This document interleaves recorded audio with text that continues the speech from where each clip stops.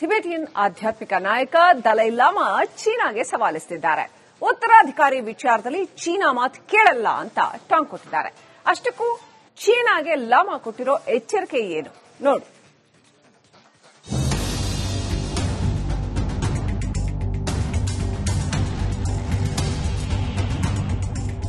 Dalai llama Tibetan ಆಧ್ಯಾತ್ಮಿಕ ನಾಯಕ.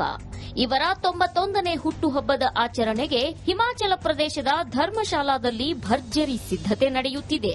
ಹೀಗಿರುವಾಗಲೇ 15ನೇ Dalai llama ಅವರ ನೇಮಕದ ವಿಚಾರದಲ್ಲಿ ಚೀನಾದ ಯಾವುದೇ ಪಾತ್ರ ಇರಲ್ಲ ಅಂತ 14ನೇ ದಲೈ ಲಾಮಾ ಹೇಳಿದ್ದಾರೆ.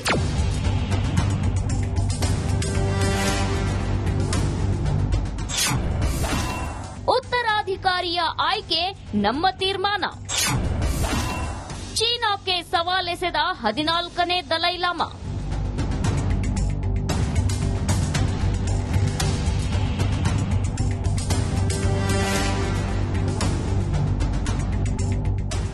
ಉತ್ತರಾಧಿಕಾರಿ ಆಯ್ಕೆಯಲ್ಲಿ ಚೀನಾದ ಹಸ್ತಕ್ಷೇಪವನ್ನ 14ನೇ ದಲೈ ಲಾಮಾ ಕಟುವಾಗಿ ತಿರಸ್ಕರಿಸಿದ್ದಾರೆ.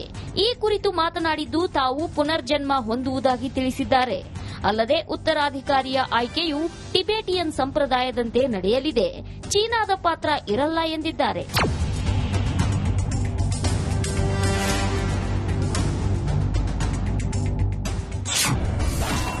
ದಲೈ ಲಾಮಾ ಅವರ ಹೇಳಿಕೆಯನ್ನ ಚೀನಾ ಸರ್ಕಾರ ವಿರೋಧಿಸಿದೆ.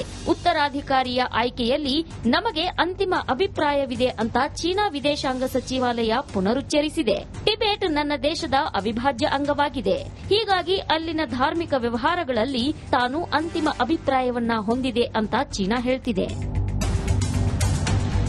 ಟಿಬೆಟಿಯನ್ ಧಾರ್ಮಿಕ ಸಂಪ್ರದಾಯಗಳನ್ನ ನಿಯಂತ್ರಿಸಲು ಚೀನಾ ಪ್ರಯತ್ನಿಸುತ್ತಿದೆ. ಆದರೆ ದಲೈ ಲಾಮಾ ಮಾತ್ರ ಉತ್ತರಾಧಿಕಾರಿ ಆಯ್ಕೆಯಲ್ಲಿ ಚೀನಾ ಪಾತ್ರ ಇರಲ್ಲ ಎಂದು ಹೇಳಿ ಸವಾಲೆಸೆದಿದ್ದಾರೆ. Bureau report, republic Kannada. Tibetan ಆಧ್ಯಾತ್ಮಿಕ ನಾಯಕ ದಲೈ ಲಾಮಾ ಚೀನಾಗೆ ಸವಾಲಿಸುತ್ತಿದ್ದಾರೆ. ಉತ್ತರಾಧಿಕಾರಿ ವಿಚಾರದಲ್ಲಿ ಚೀನಾ ಮಾತು ಕೇಳಲ್ಲ ಅಂತ ಟಾಂಗ್ ಕೊಟ್ಟಿದ್ದಾರೆ. ಅಷ್ಟಕ್ಕೂ ಚೀನಾಗೆ ಲಾಮಾ ಕೊಟ್ಟಿರೋ ಎಚ್ಚರಿಕೆ ಏನು ನೋಡಿ.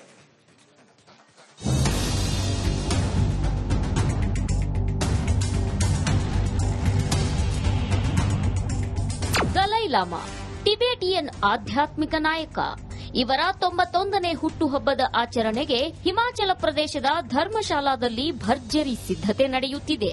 ಹೀಗಿರುವಾಗಲೇ 15ನೇ ದಲೈ ಲಾಮಾ ಅವರ ನೇಮಕದ ವಿಚಾರದಲ್ಲಿ ಚೀನಾದ ಯಾವುದೇ ಪಾತ್ರ ಇರಲ್ಲ ಅಂತ 14ನೇ ದಲೈ ಲಾಮಾ ಹೇಳಿದ್ದಾರೆ.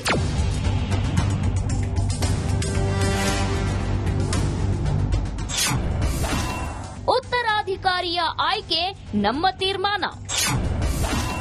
ಚೀನಾಕ್ಕೆ ಸವಾಲೆಸೆದ 14ನೇ ದಲೈ ಲಾಮಾ.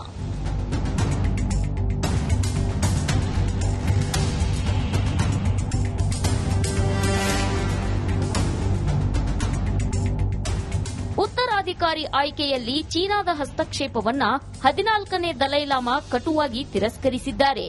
ಈ ಕುರಿತು ಮಾತನಾಡಿದ್ದು ತಾವು ಪುನರ್ಜನ್ಮ ಹೊಂದುವುದಾಗಿ ತಿಳಿಸಿದ್ದಾರೆ. ಅಲ್ಲದೆ ಉತ್ತರಾಧಿಕಾರಿಯ ಆಯ್ಕೆಯು ಟಿಬೆಟಿಯನ್ ಸಂಪ್ರದಾಯದಂತೆ ನಡೆಯಲಿದೆ, ಚೀನಾದ ಪಾತ್ರ ಇರಲ್ಲ ಎಂದಿದ್ದಾರೆ.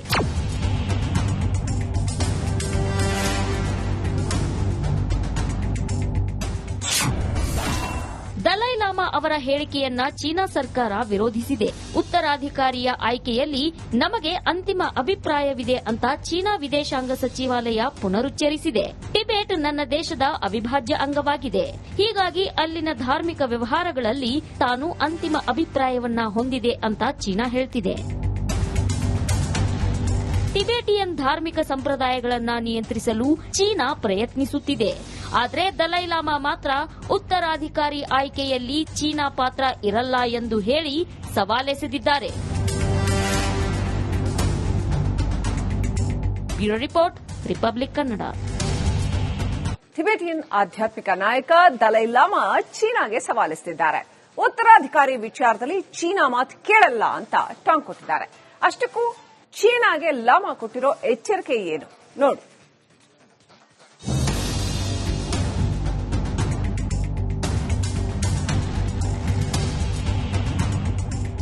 ದಲೈ ಲಾಮಾ ಟಿಬೆಟಿಯನ್ ಆಧ್ಯಾತ್ಮಿಕ ನಾಯಕ. ಇವರ 91ನೇ ಹುಟ್ಟುಹಬ್ಬದ ಆಚರಣೆಗೆ ಹಿಮಾಚಲ ಪ್ರದೇಶದ ಧರ್ಮಶಾಲಾದಲ್ಲಿ ಭರ್ಜರಿ ಸಿದ್ದತೆ ನಡೆಯುತ್ತಿದೆ. ಹೀಗಿರುವಾಗಲೇ 15ನೇ ದಲೈಲಾಮಾ ಅವರ ನೇಮಕದ ವಿಚಾರದಲ್ಲಿ ಚೀನಾದ ಯಾವುದೇ ಪಾತ್ರ ಇರಲ್ಲ ಅಂತ 14ನೇ ದಲೈಲಾಮಾ ಹೇಳಿದ್ದಾರೆ.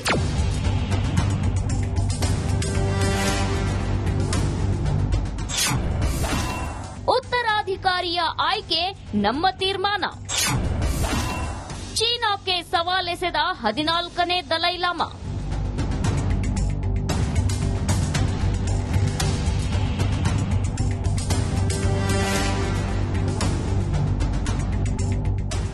ಉತ್ತರಾಧಿಕಾರಿ ಆಯ್ಕೆಯಲ್ಲಿ ಚೀನಾದ ಹಸ್ತಕ್ಷೇಪವನ್ನ 14ನೇ ದಲೈಲಾಮಾ ಕಟುವಾಗಿ ತಿರಸ್ಕರಿಸಿದ್ದಾರೆ.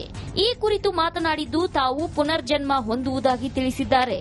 ಅಲ್ಲದೆ ಉತ್ತರಾಧಿಕಾರಿಯ ಆಯ್ಕೆಯು ಟಿಬೆಟಿಯನ್ ಸಂಪ್ರದಾಯದಂತೆ ನಡೆಯಲಿದೆ, ಚೀನಾದ ಪಾತ್ರ ಇರಲ್ಲ ಎಂದಿದ್ದಾರೆ.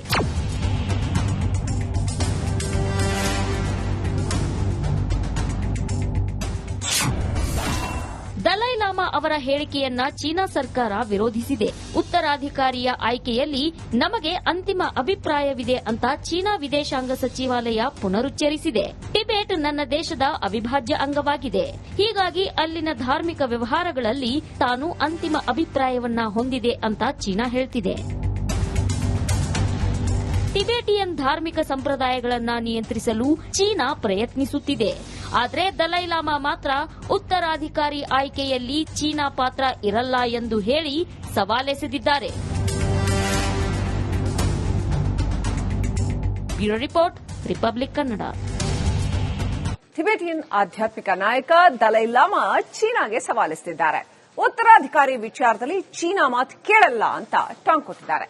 ಅಷ್ಟಕ್ಕೂ ಚೀನಾಗೆ ಲಾಮಾ ಕೊಟ್ಟಿರೋ ಎಚ್ಚರಿಕೆ ಏನು ನೋಡು.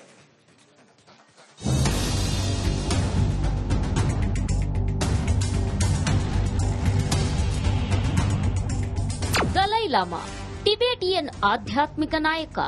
ಇವರ 91ನೇ ಹುಟ್ಟುಹಬ್ಬದ ಆಚರಣೆಗೆ ಹಿಮಾಚಲ ಪ್ರದೇಶದ ಧರ್ಮಶಾಲಾದಲ್ಲಿ ಭರ್ಜರಿ ಸಿದ್ದತೆ ನಡೆಯುತ್ತಿದೆ. ಹೀಗಿರುವಾಗಲೇ 15ನೇ ದಲೈಲಾಮಾ ಅವರ ನೇಮಕದ ವಿಚಾರದಲ್ಲಿ ಚೀನಾದ ಯಾವುದೇ ಪಾತ್ರ ಇರಲ್ಲ ಅಂತ 14ನೇ ದಲೈಲಾಮಾ ಹೇಳಿದ್ದಾರೆ.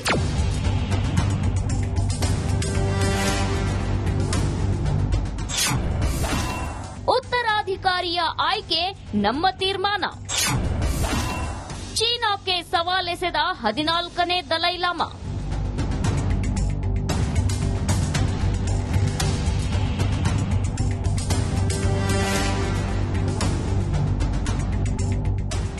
ಉತ್ತರಾಧಿಕಾರಿ ಆಯ್ಕೆಯಲ್ಲಿ ಚೀನಾದ ಹಸ್ತಕ್ಷೇಪವನ್ನ 14ನೇ ದಲೈಲಾಮಾ ಕಟುವಾಗಿ ತಿರಸ್ಕರಿಸಿದ್ದಾರೆ. ಈ ಕುರಿತು ಮಾತನಾಡಿದ್ದು ತಾವು ಪುನರ್ಜನ್ಮ ಹೊಂದುವುದಾಗಿ ತಿಳಿಸಿದ್ದಾರೆ. ಅಲ್ಲದೆ ಉತ್ತರಾಧಿಕಾರಿಯ ಆಯ್ಕೆಯು ಟಿಬೆಟಿಯನ್ ಸಂಪ್ರದಾಯದಂತೆ ನಡೆಯಲಿದೆ, ಚೀನಾದ ಪಾತ್ರ ಇರಲ್ಲ ಎಂದಿದ್ದಾರೆ.